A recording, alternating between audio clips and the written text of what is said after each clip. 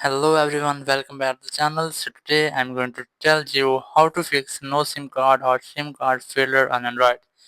If you have inserted SIM card on your Android phone and it's showing that your SIM card has been failure, as you can see, yes, I have inserted two SIM cards in the phone but there are no signals. So let's see how can we fix it.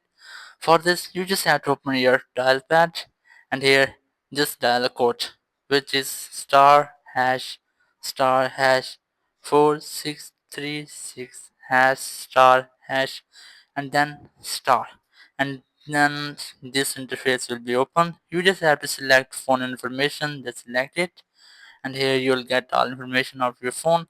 Here you have a setting of mobile radio power.